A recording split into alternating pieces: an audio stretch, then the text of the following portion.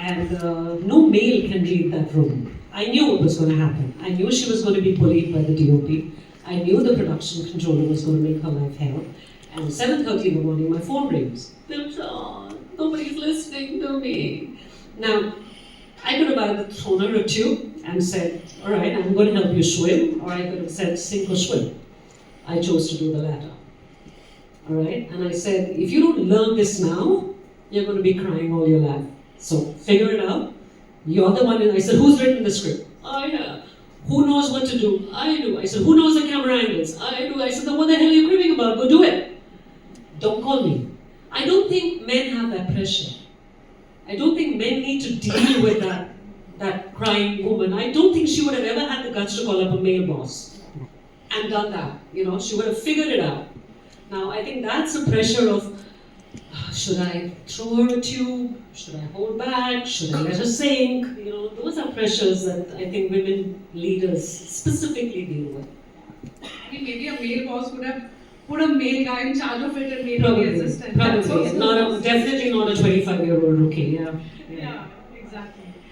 All right. Now, Sathya, you've kind of shaped and witnessed women's narratives in media over decades. And you've also seen the evolution of women's mindset over the years. So I want to ask you, what have been some of the significant changes? And do you think what happens in media influences and pushes the change a little bit? Or does media more respond to what's happening and amplify it? Well, women surely have changed. Sometimes for the better and sometimes for worse. The better is that they are more aware of what they can do, of their potential. They realize they don't have to be second to anybody. There are so many examples that inspire them, and today we have more of women who break every kind of ceiling, and starting with the ceiling in the home, where they are always told, I mean, you start being told, you said there's difficulty standing up in a boardroom and being heard. It's because you've been told you should be seen and not heard all through our childhood. So I think that is no longer happening today. And what I see is a lot of young women who are first movers in their family.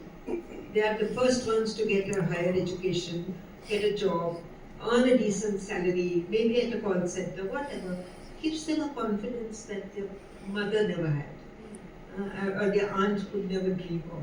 So I think there is a move forward, but at the same time, there is, in places of power, I see women trying to behave like men.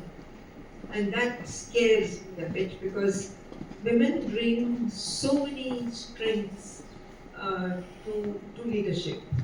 To take from what you were saying, they bring in so many aspects that men do not even dream of bringing into the boardroom or into a leadership position, however small it may be. Maybe a factory head, it doesn't matter. But if you can bring in that empathy and you can keep that empathy flowing, jobs get done better, women feel happier, you know, the whole workplace changes. So I see this is a sad thing that I've seen happen again and again, that women in power think they have to act like men. And they boss around and they become very hard. But that's a small percentage. I think yes, women are changing, women have changed, women will continue to change. Most important, they are managing to change the men. And I think once the men change, we don't have to worry. That's what it is in the politics, with a few men in this room. That's very true. So actually going further from there, you know, Richa, you edit a children's magazine, and obviously it's extremely powerful. It's a nationally read, very popular magazine. So how is it that a magazine like that, which reaches millions of young readers, and we're from very different kinds of households, right? There are the liberal or the more egalitarian, and then there are the conventional households. So how does a magazine like that play a role in sort of creating or seeding thoughts of equality, of curiosity and confidence in both boys and girls? First of all, I'd like to thank everybody for coming in today, and a big congratulations to all the winners. To answer your question, Priya, I think stories are one of the best ways to relate to an audience. And in a story, I think any story which is relatable, where you can find whether the protagonist, whether it's a boy or a girl,